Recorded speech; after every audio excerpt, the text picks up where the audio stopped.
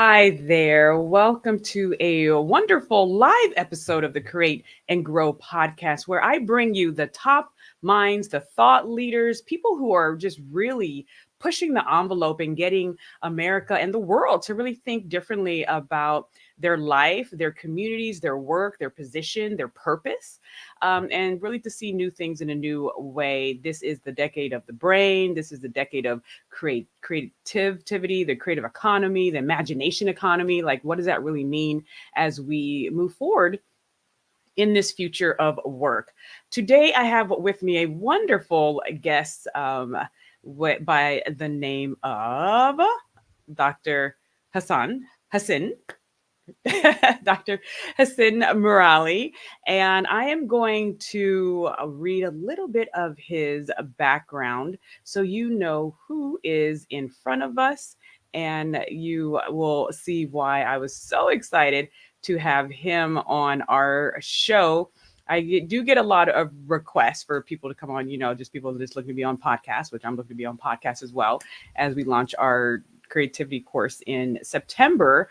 But when you pinged me, right, my heart just jumped because, as we'll talk more about in our conversation, why your topic is so relevant for today's time. This is Dr. Merali. He's an associate professor in the Department of Pediatrics at McMaster University and a pediatric immersional medicine physician at McMaster Children's Hospital in Hamilton, Ontario in Canada. So he currently lives in Canada, and he received degrees from Harvard Medical School and as well as Johns Hopkins University. Go John Hopkins. And he does research on child injury prevention in low and middle income countries. And he's published more than 25 peer-reviewed journal articles. And his work has been featured in the New York Times, BBC, Science, Medium, Boston Globe, NBC, CBC, and Popular Science. Welcome to the Create and Grow podcast. Thank you. It's so nice to be here. Just the title of your podcast is everything I write about with young children. So this is great. Wonderful. Well, yeah, let's just jump right into it. And if you happen to be watching this live, please feel free to offer any questions or comments because we'll be keeping track of those. And so, one of the main reasons why you're on a push to get on podcasts and get into media is because you just published what? I just published my very first book. It's for a general audience. It's for everyone, not just parents. And I talk about all the wonderful lessons we can learn from young children. It is called Sleep Well, Take Risks, Squish the Peas, Secrets from the Science of Toddlers for a Happier, More Successful Way of Life. And it's available everywhere now, including as an audiobook. Okay, awesome. And is there a child reading it?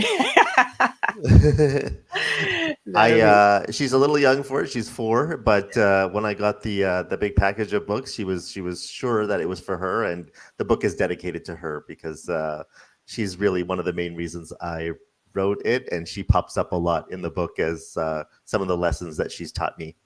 Yeah, so we are like in that regard. My first mini book, before my first inner child book, I dedicated to my then 3-year-old as well. It's like, thank you for helping us teach the world to be more creative. And he may pop in throughout the show as well. So let's really talk about the beginning of this. What was the impetus? Because, you're a doctor, of course, you're working with children, but really to make that metaphorical jump of the child life and the child way of processing information and living their lived experience over really to adult life, adult work, and corporate leadership.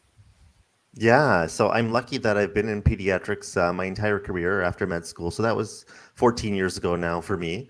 And over the last 10 plus years, I've had all of these moments working with young children that, it makes me pause and makes me think about, wow, that's a wonderful way to think about things. That's a wonderful way to live.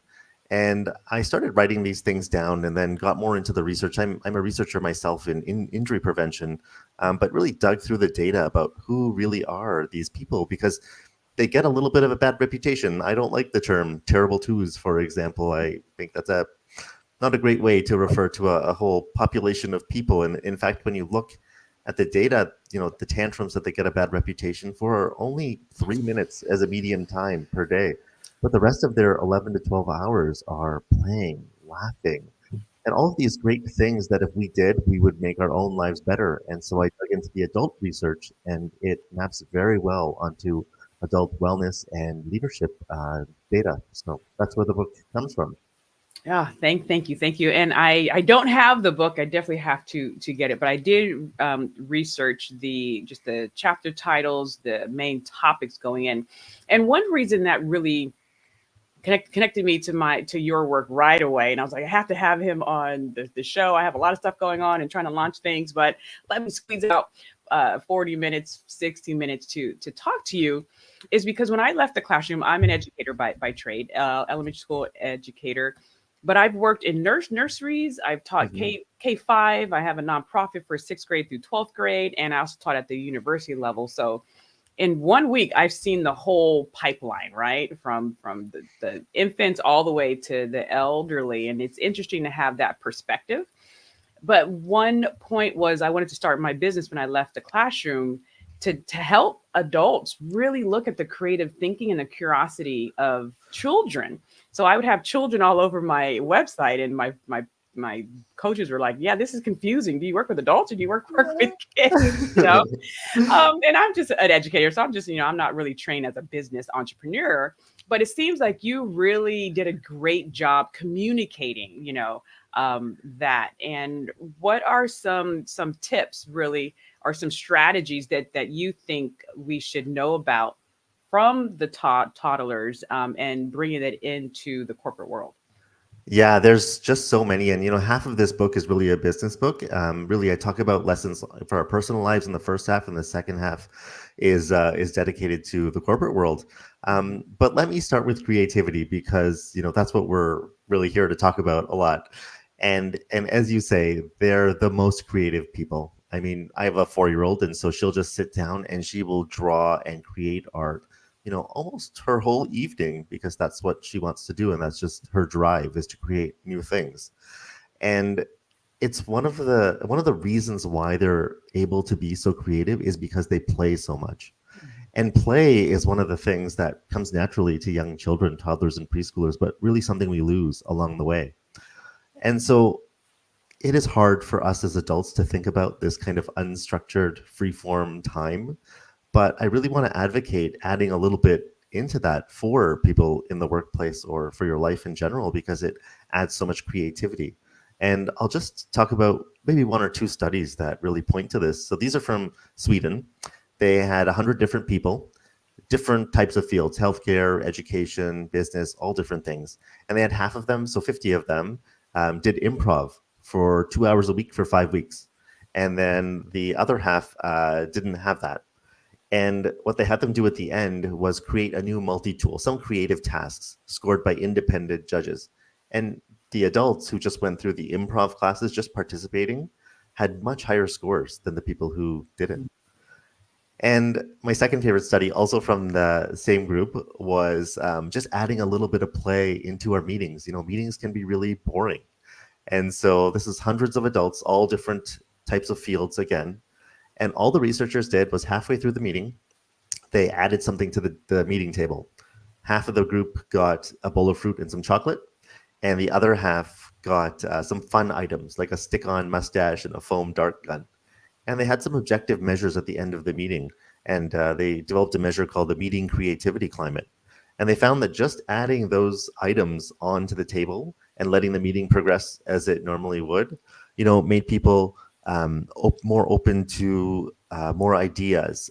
There was increased collaboration, increased engagement, participation, and then also they were able to measure playfulness and productivity, and both of those things were up. So if there's one thing that I think people should add a little bit more that we've kind of lost along the way that we can really learn from little kids is adding some more play into our lives. Yes. So good, so good. I wrote a book as well called the Seven Gems of Intercultural Creativity. And in the authentic adaptation gem, because our logo's a diamond, so gems, right?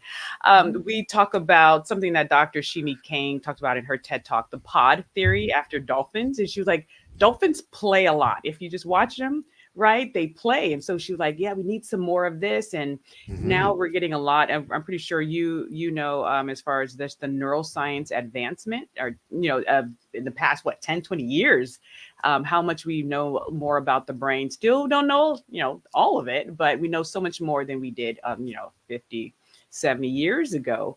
And just what play does for the brain, and why that is so important. Another aspect is their ability to see, something I'm calling functional agility, off the term functional fixedness. If I see a pen, or if I see, the whole candle in the Yes. box thing, if you could talk about functional fixedness, basically what that is. I know what it is, but if you can explain that to our listeners, and how your toddlers don't really have that Yeah, so much. I think the best example, I think what you're getting at is another great TED talk that I've heard, and they talk about the marshmallow challenge. Mhm, And young children, they just don't have that developed prefrontal cortex for a lot of the executive function and for associating things with different functions mhm, automatically. And so what the marshmallow challenge is taking some spaghetti, string, and a marshmallow and having different groups of people try to build the tallest structure. mhm, And they had all these different groups of people try to do this task. And only architects, engineers, and CEOs with an admin assistant beat kindergartners. But kindergartners beat a whole host of other people, including business students and CEOs by themselves, because they don't have that automatic association with things, and they're able to express their creativity because of that. And the other thing that helps them, and I think makes them more creative, is that they're very open to trial and error. mhm, They mhm. do not care about failure as much as we do. They're not as hard on themselves as we are. They will just have the tower fall and just start over again. And that really just gives them a whole host of new ideas because they're just constantly at this trial and error until they can get something wonderful. Yes, yes, and that's huge because culturally, that's almost like built in us, right? And I observe my own life as like, hey, let's just go for it. Let's just see what happens. Like I should have a t-shirt that says that. Let's just see what happens. And to hold on to that into adulthood is harder than we thought, but my work is in intercultural creativity, and how does culture shape our creative interactions with ourselves and with others. And if you're a child or a toddler that has a home culture where that's nurtured, as opposed to a home culture that is like, get it right, stop messing up, stop asking so many questions. I know that's a huge one with you. We'll definitely go there. But before we Yeah. go to the questioning ones, I wanted to play this short video of how toddlers are able to see things. It's kind of like what you said, associations, right? Which it's interesting because associations is, we do a lot of assumption and bias work, and that's associations, but creativity is your ability to associate and reassociate and recombine and do Hmm. things in new ways. And so I want you to watch this toddler who belongs to me and what he's saying. Like a dinosaur. Say it again. That looks like a dinosaur. He, that looks like a dinosaur. His teeth. All right, what do you have to say about that? That's your little one? Yes. Oh, he's, he's so he's six cute. now. That was two and a half. He was speaking very early. Yeah. Yeah. Mhm. Yeah, it makes me think of my little one too, of just like, just going to a walk to preschool, which is like 10 minutes away, and we're stopping along the way. And this 10-minute walk takes about 30 minutes because they just see things like you're talking about that we can't, and their imagination is just wonderful. And it's so nice to just see them in the moment.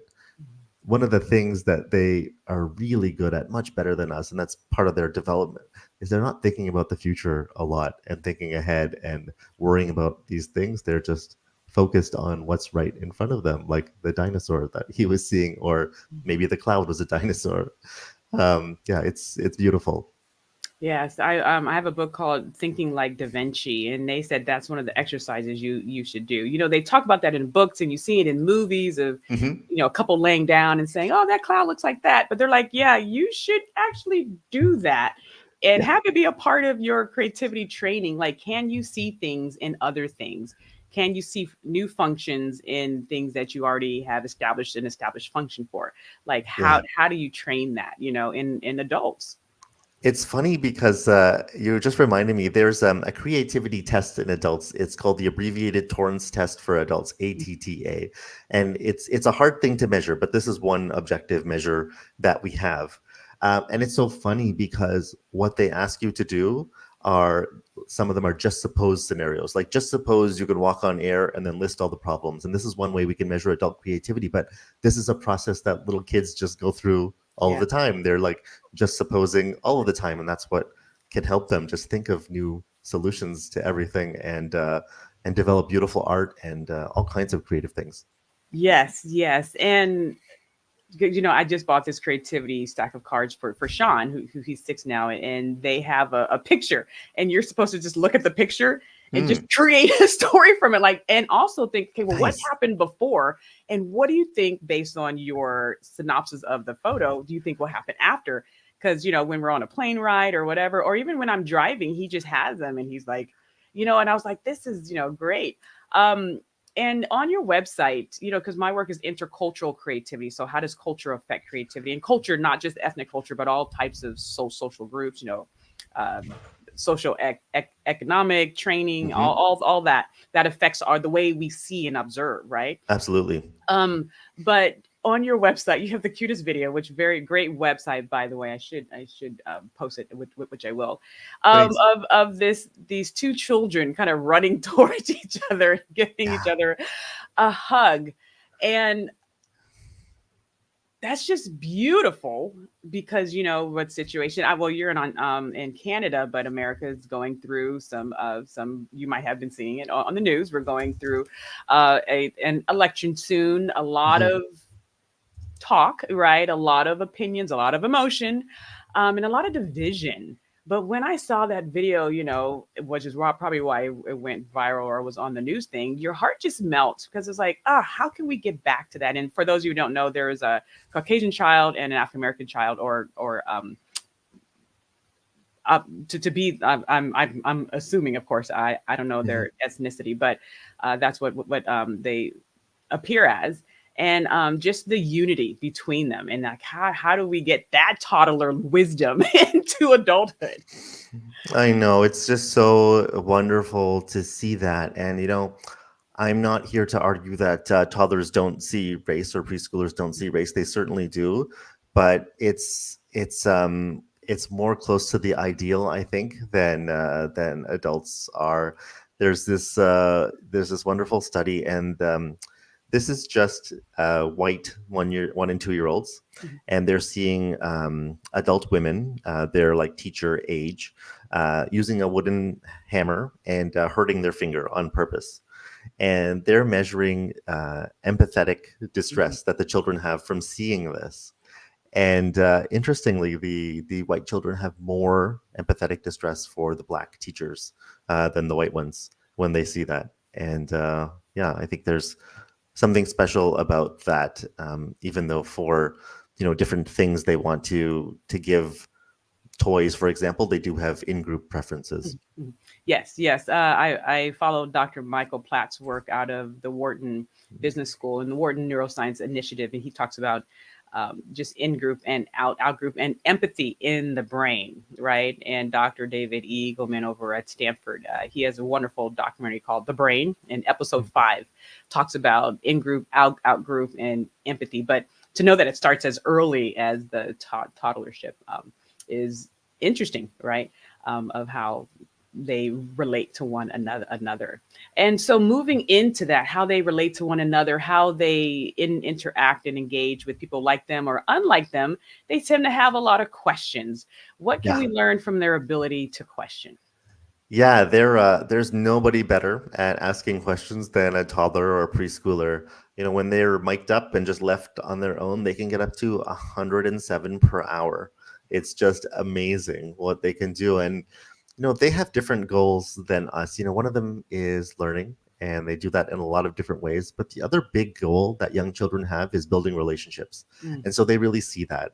And so they're asking a lot of questions because they, A, do want to learn a lot of different things because they have that drive. but they can also see the interaction that creates, and they keep doing that because it does build relationships. And when we look at the adult data, we see the same thing. So yes, we're going to be able to learn, although we become quite question shy as we get older, unfortunately, and worry a lot what other people will think if we're asking these questions. Um, but there's good data that actually we don't need to worry, and what the other person thinks of us is actually not what we think that they're going to think. But the other really important point is that just asking those questions is an important relationship building tool. Mhm. Like, we're really showing the other person that we care about what they're saying. We're following up on what they're saying. Even as far as the is speed dating studies, like the people who asked like more follow up questions got the second date more often. And Mhm. so it's an important skill we can learn from them, is to be asking more questions in whatever field we're in. Ah, that's so good. And there's so much there because, there's all this talk in leadership about lifelong learning and being a Hmm. curious leader, right? And a servant leader or empathetic leader, but being a curious leader. And in my research in the neuroscience, because I have my foot in like different fields, right? Education, neuroscience, psychology, and arts as well. And definitely want to talk about the arts. But I'm doing the research and I'm hearing these neuroscientists. One's talking about like addictions, like food addictions. Other people are talking about cultural competence and cultural connections across cultures. And then we're talking about creativity. And I keep hearing the same word come up: curiosity. Like the one about addictions, he was like, "Okay, stop just binging on food and be curious. Okay, well, am I actually enjoying this pizza? I'm, eating this whole pizza. Am I eating it because I'm enjoying it, or am I eating it because of another underlying issue that I'm trying to cover up?" And then cultural curiosity or cultural connections. Can I create a bridge with this person who looks different from me by being Hmm. curious about them? And then, of course, creativity. They say if creativity drives innovation, then curiosity drives creativity. Can you talk about the curiosity framework within toddlers and how that bridges over into the workplace? Yeah, I love how you put it, just this curiosity creating this bridge. I just want to quickly comment on the eating piece because it's so important. And I talk a little the sleeping, eating, exercise piece is something we can learn a lot from. And now we're into this mindful eating, like you talked about. We're trying to think about what we're eating, why we're eating. We eat for boredom, we eat because we're watching TV, we eat because other people are eating around us. But for toddlers, it's very different. Like, it's hard to make them overeat. Like, they're squishing the peas. It's part of my title because they're playing with their food, and they are really good, much better than us, at not eating past their hunger cues because they're more present with their food and actually interacting with their food in that way. So I think that that's an important lesson just for eating specifically. Yeah, but then to your point, the curiosity that they have, I think naturally does what you said. It builds those bridges because they want to know about other people. They want to know why mommy is folding the laundry or daddy is using his gear shifter right now. My daughter is pretty obsessed with my gear shifter in my car. And so this natural curiosity that they have leads to more questions, leads to a deeper understanding of the other person. And yeah, I think that's a perfect way to put it. It really builds bridges. Yes, yes. And the more I just love being in different fields, which adds to my creativity. I keynote speak and I write as well. So I'm in the Hmm. beauty industry, the finance industry, the healthcare. I've been doing a lot of healthcare training for. And when you talk about creativity and intercultural creativity, like as long as you're human, everyone needs it. So that's why I've been popping around. But yeah, just the curiosity. And I'm that type of speaker where I just don't get on stage and then say bye and then get off and go to a plane. I hang out and I go to breakout sessions and at medical imaging conferences. I'm there looking at AI within fMRI machines. Like, why is an educator, in a fMRI breakout session? But I'm just so fascinated and curious about what's going on in their world. Um, Yeah. And that and builds other questions for you, I'm sure, and makes you more curious. And it's this great cycle.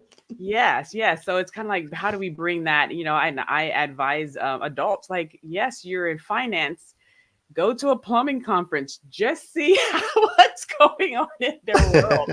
Um, and yeah, so with that, which I will definitely have to get your address because we have the book I Am Creative that my 3-year-old son and I wrote when he was 3. And the copyright office, like came back at me. It was like, yeah, your son's 3. Are you sure you want to put his name on it? Because I'm like, everything in the book is him. I'm the one who wrote the words. Yes, I'm not claiming he did that. But every action besides this one action on page 10, where we talk about meeting different people. It says, meeting different people from places old and new, I start to see what they see and broaden my worldview. So he has not been in a hot air balloon by himself without adult supervision, but every other thing on here he's done by himself.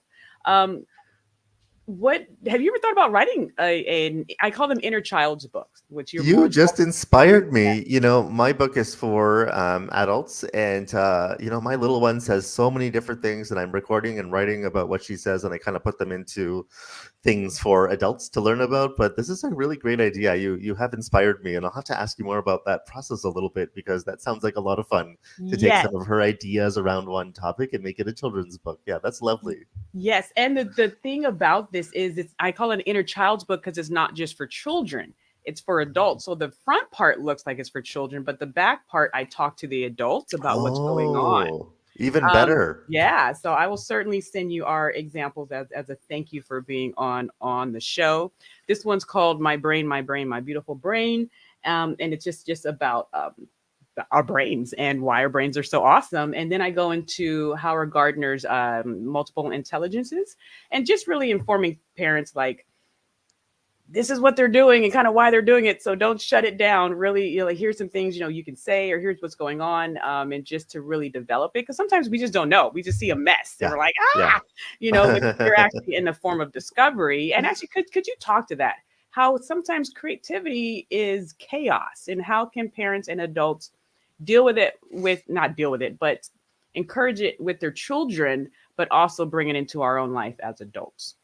Yeah, young children are chaos sometimes. I completely agree with that, and they have their moments. On the flip side, you will not get a bigger, better hug than you can from a 2 or 3 year old. Curiosity, and it's something I think about too a lot with my little one and what to do with her. I think routine is really important, and we try to do a lot of that with her. But to foster this creativity, I think some of the things you mentioned are really useful. These tasks where we're just making things up in terms of art or stories, but new physical locations, and it doesn't have to be a fancy vacation or anything like that. Just getting to a place that they haven't been to before, and it's pretty easy when they're that age, is incredibly helpful, because that just opens up a new world for them, and a new set of questions, and a new discussion, and they kind of can make links back to other things that they've seen. So yeah, that and libraries, of course, my favorite place.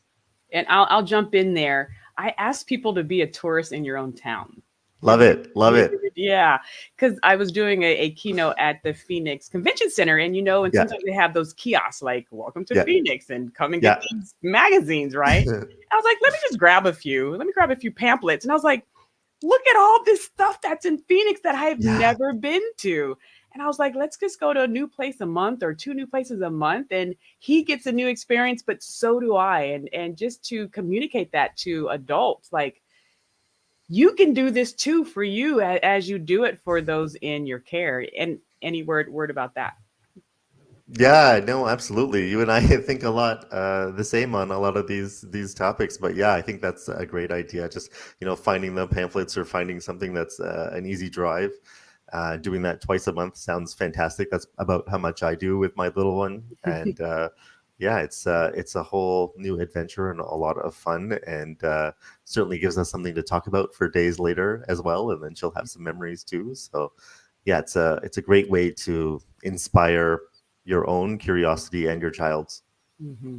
And you also mentioned associations, right? Linking things back.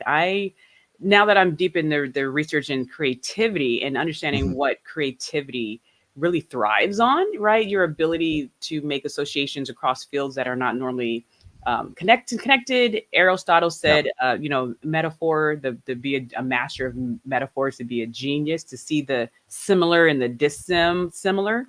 When my son, even if it's like, oh, she has on the same shirt as, his shoes, there's the same color, or oh, this Yeah. is moving the same way that is moving over there. Yeah. I make a point to celebrate that. Like, oh, Yeah. that's a great connection. I'm so Yeah. glad you made that connection. We do it for the kids, but how can we do it more in our own life and do it and support development within the little ones as well? Yeah, kids are so good at it, and I think one of the reasons they are so good at it is because they're so obsessed with reading.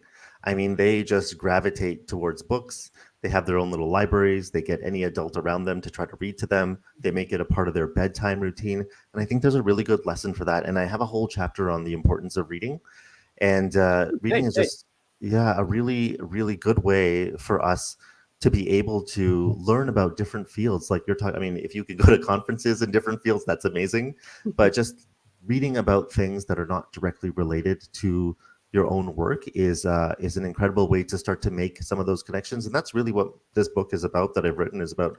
This is toddler behavior, but this is adult wellness, and these are the connections I'm going to make, because they do go together well. And that's, my creative side coming out with that. Yeah, no, that's perfect. I have this book here. I haven't opened it in a while, but it's called the Intellectual Devotional, and it Oh, has just every day you read something. It's about history, literature, visual arts, music, religion, science, math, music, and it just yeah, has just one page of this random topic on this. yeah, It was really cool, and I even was reading this to Sean when he was like in fix. I was reading it to myself, and yeah. he was just there.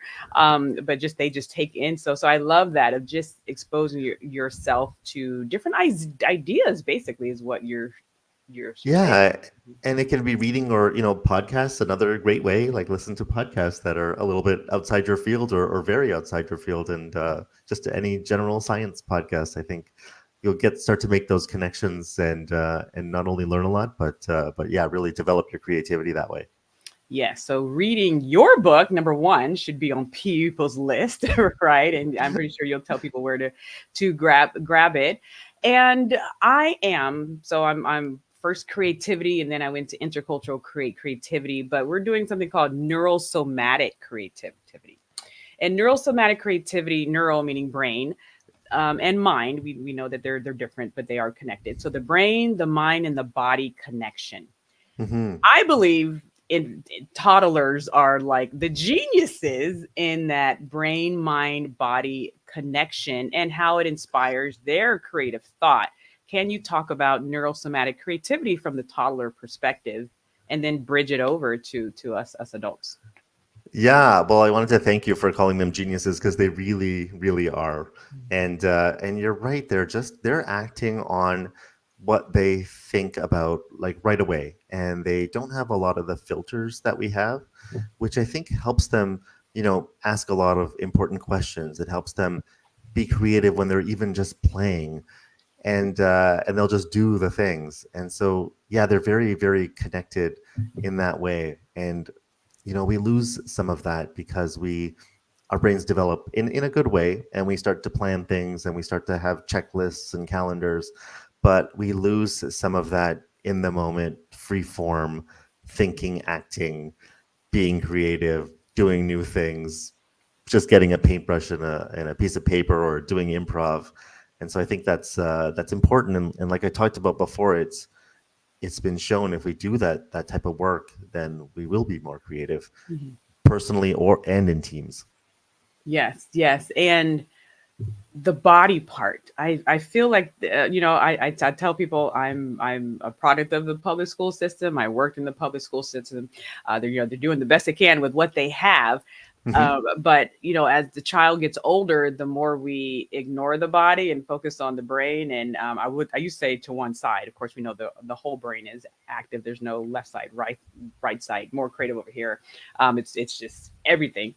But of course, there are hemispheres and all that good stuff. But the whole brain is active during these acts. But we tend to lose connection with our body. And I feel Hmm. toddlers and infants, like they use their body so much. Yes. Like and their mouth and their nose. In fact, you have your introduction is like why you put the bead somewhere, right? Can you talk Yeah. about using the body more and how adults need to get in touch with our body more in order to experience this thing called life?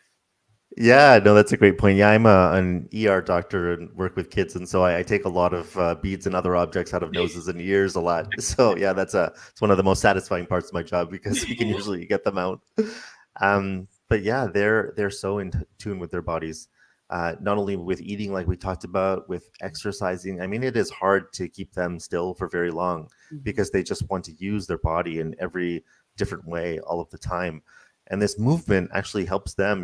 They're the only group of people that actually achieve their recommended physical activity guideline things every day because they're using their body all the time. Mhm. And so I think there's an important lesson for us there in that we should be hopefully at least moving a little bit more to start, and then using our body in that way to get more exercise. Yeah. Yeah. So let's talk about that because I am really big. In fact, I just threw in my backpack the book called Spark. Um, there we go. Yeah. As you can see, I love to read. Great. So I have to add your book to my collection. Thank you. And if I can get it signed from you, and I can just we'll work that out on the Yeah. but I always tell people if you're in the presence of the author, get the book signed. I mean, how like just get the book signed. So it sparked the revolutionary new science of exercise and the brain. And I've been I love that you said that the toddlers are the main ones who get their recommended movement task. Mhm. And I've been saying with BDNF, have you heard of BDNF, brain derived neurotrophic factor? Yeah, Um, I've heard of it, but tell me more. it's saying that when you move, not Yeah. like high intensity, you're not like training Yeah. for the Olympics, but even a Right. brisk walk for 30 minutes, Yep. that your brain throws off this like miracle grow called growth Mhm. factor. Dr. Rahul Jandile talks about it, and Dr. Andrew Huberman has spoken about it on his podcast. And it's basically just like fertilizer for the brain. Dr. Wendy Suzuki over at NYU talks about it as well because she's working a lot on the hippocampus. Um, and yeah, so I'm trying to work in brain speak in my home. Like, okay, what are our brain foods today? Do we have our salmon, 2 times a week? And he can't eat walnuts, but I can, and avocado, and our Yeah. kale. But when we walk or when he's running around, like you said, the Yeah. toddlers are running around, I infuse that because Dr. David Eagleman's book talks about acetylcholine, like when they're Yeah. excited about something, Yeah. they learn faster, right? That Yeah. emotion's there. And so I'm just like, hey, BDNF, go get your BDNF time, or we'll go to the trampoline park. Um, they automatically do that. It's almost like they come to earth knowing what they're supposed to do, and then Exactly. we educate them out of it. Exactly. Exactly. They do so many things right, and this is really what I'm getting at, and what my message is like. They know what to do, and yes, they have tantrums and a couple of other negative quote unquote behaviors. It's all developmentally appropriate, but most of their life, like 11 out of the 12 hours they're awake, is like living life to the fullest in a Yeah. happy and productive way that focuses on learning, and it focuses on building relationships, and they're overall happy people because of it. And getting to your point, I just was reading another study. It just keeps coming out about how important activity is for us. Hmm. And one of the times we're most sedentary is in the evening before bed. Hmm. And so they just randomize people into like a sedentary mode or a 3-minute body weight exercise every, I think, 30 or 60 minutes. And they just did a little bit of movement before bed in those last few hours, and those people had improved measures of every aspect of their sleep because of that just little bit of movement. Interesting, because I thought you weren't supposed to work out at night because it revs you up and you Yeah, sleep. and they But talk that's about that too. And so these interesting. are just very brief 3-minute little Like stints of how exercise. many? Like They did about 4 four? of them. How soon before they went to bed? Like within the last hour, um or the hour before the last hour before they went I to want to say an hour before. I'll get back to you on that one. yeah. Or if you could just send me the study, or I send me the will. name, that'd be great. Yeah.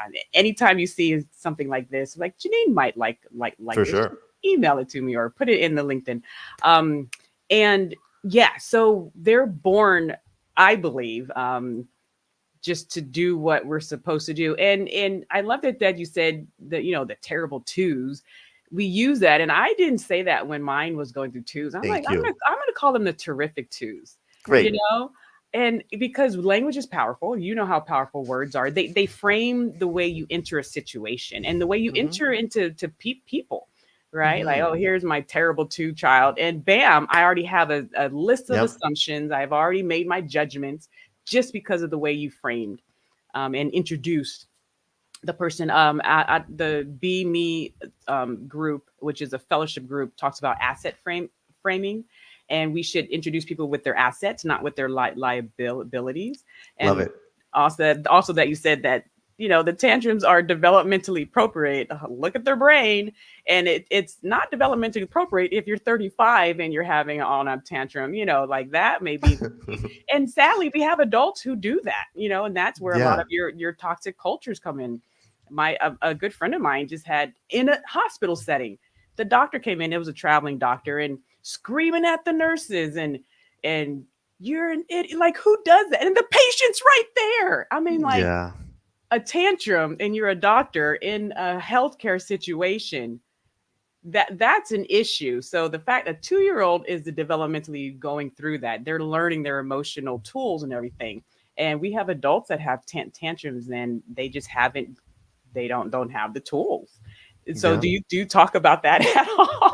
Yeah, I know. This is one of my life goals now is to get rid of this term, terrible twos. And I'm so Mhm. glad you said terrific twos because that's exactly what they are in my conclusion. That's what I get to. And, the other thing, talking about adults and like calling them acting like a toddler is so silly to me. Like they're Mm. behaving negatively in their own way.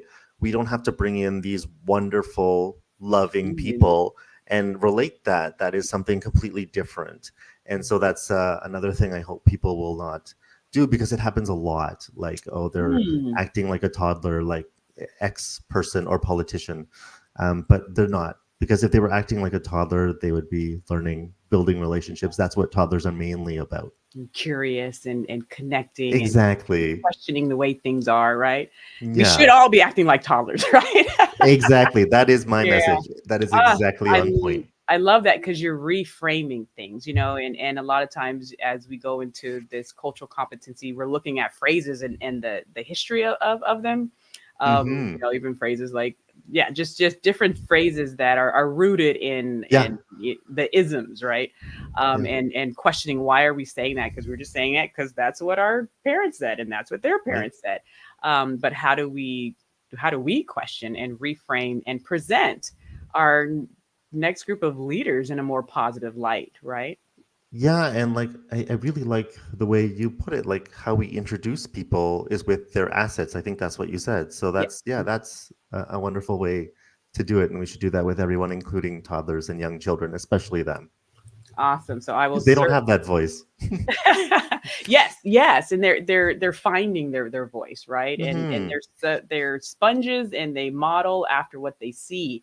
So that's why the more I'm getting to the brain research, the more I'm trying to model what does it look like to have a healthy brain, a healthy creative identity, curiosity, and in respectful ways. Because I want him to question just how do you question in a respectful um, way, or like no, I want him to be able to, how do I say this, not like challenge in a respectful Hmm. way, like, Hmm. hey, you have to do this and this and this, and as opposed to saying, because I said so. Yeah. Like, okay, well, why am I doing, he just wants to know, why am I doing it this way? Right. And I want him to be able to do that, because when he becomes an adult, he has to learn how to challenge certain things that he may not agree with. Definitely, definitely. And yeah, we need to understand that most of these questions that young children have are coming from a good place. Like they're not they're not trying to be mean or anything. They're just really just asking what they think and they don't have great filters about what they're asking and we can just yeah, be understanding of that. Yes, yes. So going back to the point that we said, that I believe that humans come here already having a lot of the things in them that they're just Yeah. supposed to develop, and we sadly educate them out of it. This is a video that I've seen used in a keynote, and I'm using in my keynote about Mhm. these. They're not toddlers; they're really kind of coming out of the infant stage into the toddlership. But Yeah. watch this, and then tell me which wisdom lessons that we can pull from it. Yeah.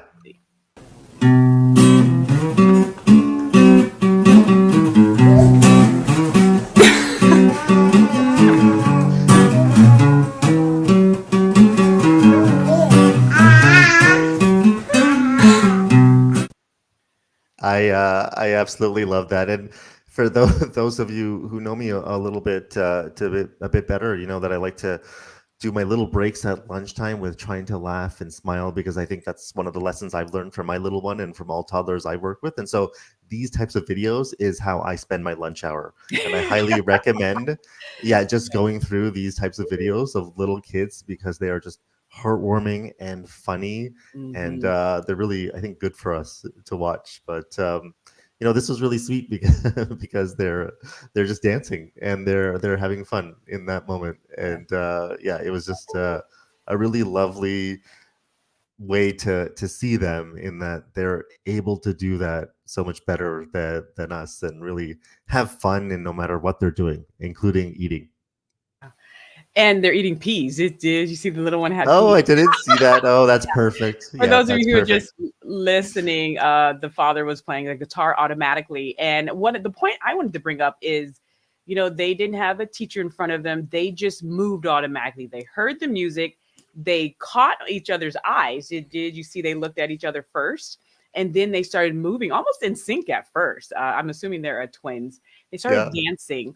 And Dr. Ani Patel, who's over at Tufts University, who really focuses on language and music and the brain, and him and Dr. Nina Kraus, who's over at Northwestern, are advocating that music has to be a part of the lived experience as early as possible, Love it. because of how it structures the brain for pitch discrimination. He does a lot of work with rhythm and beat, right?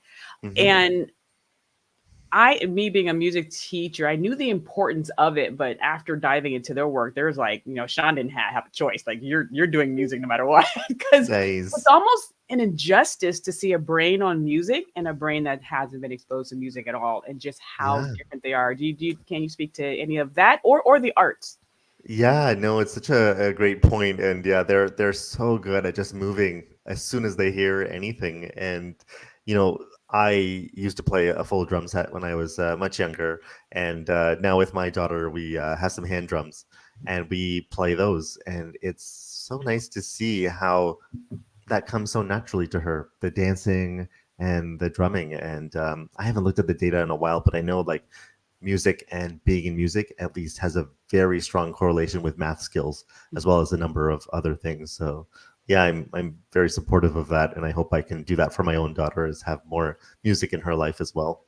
Yeah, yeah. It's coming to the point where it's almost like it's a health issue, Hmm. because the NIH and the Kennedy Center are partnering to really dive into the neuroscience of. They're looking at it like music as a health issue, music for the elderly brain, music and dance to starve off, dementia and Alzheimer's. Yep. But my position, and I'm assuming your position as well, is why are we waiting to the end of the life to bring in these, like, oh wait, let's do this? Why don't we bring it in at the beginning of life and build their brains with it? Because as you know, the most critical part of brain growth is that, like, negative, like the prenatal to about 3 to 4 Yeah. years old, Yeah, right? the first 1,000 days is what we talk about. Yep, that prenatal. Yeah, Yeah, and then the yeah. rest. Yeah.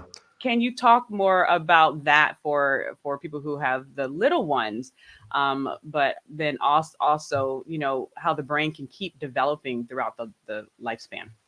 Yeah, no, it's such an important point. You were talking about end of life also. And I work in a children's hospital, and we're very lucky in most children's hospitals. We have child life therapists and a lot of different other specialists, and some of them are music therapists. And a lot of kids, we know the benefits of having music when they're hospitalized Mm, or having procedures done. And so we can see already the therapeutic benefits. So imagine, like you're saying, if we could just have that with them their whole lives. yeah.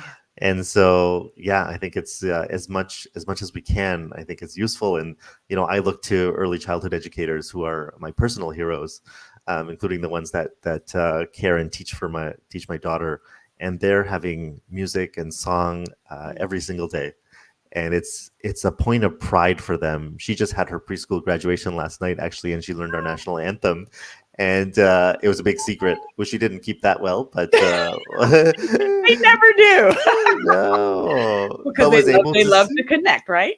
Exactly. They need to share, Yeah. and it was so wonderful to see like her in this group of other young children, and that connection, pride, joy that they had singing, to the point where that inspired me to sign her up for choir starting in September, Mm, and so yes. I'm really Yes. looking forward to that connection she can build with other people and to her true self. Yeah, yes. Well, I will for sure send you some things that you might want to dive into. Now, the Mhm. NIH they had a meeting. It's like 8 hours, so you just see all these. I'm the one who loves to sit through that. It's videotaped. Yeah, yes, Oh and wow, you okay. you'll love it because Okay. I feel it's going to put especially people who care for our youth in a better position to just advocate to parents and to schools and whoever of what's the best things we can do for their brains during this time and for the whole Yeah, body, of course, but yeah. making sure that their brains are healthy and their mind and brain connection is as healthy as possible. And like I said, just the neuroscience is showing us so much these past 10 years that we didn't have access to when I was in grade school. Thank goodness my mother knew to put us in arts, and Yeah. he had that adventurous, curious spirit, but not all of my peers, had No. that. Yeah, it's sad. Like, yeah, what you're getting to. There's so many kids who don't have these advantages, and yeah, we need to do better as a society for them to give them those things. Yeah, that's huge. That's huge. And so, I did want to get to self talk before we Yeah. wrap up. I did a training over at a pharmaceutical company on growth mindset, right? The work of Carol Mhm. Dweck, fixing growth mindset. And a part I feel of growth mindset is it doesn't a lot of times matter what other people are saying about you. What are you saying to yourself? But you're Yes. saying that we can get some of these critical foundational lessons from our 2 and 3 year old counterparts. Can you elaborate on that? Yeah, it's my favorite lesson. I think it comes up a lot, and I learned a lot certainly from my little one in diving into this research. I have a video on my website too of my favorite video on this. It's little Auburn Sage, and anyone can YouTube that. She's a snowboarder. She's dressed in a full dino outfit, and she's going down this ski hill. And her dad put a mic on her and kind of followed her from a distance with the camera, and you kind of hear her saying "heel slip" and "let's go down this trail." And she's talking herself through getting down this mountain. And little kids have this private speech, it's called, but it's out loud, talking to themselves, encouraging themselves, learning how to do tasks, guiding themselves through different things. And it's actually quite special. And we kind of lose that. We still have this voice, though. We all know that it's just in our head afterwards.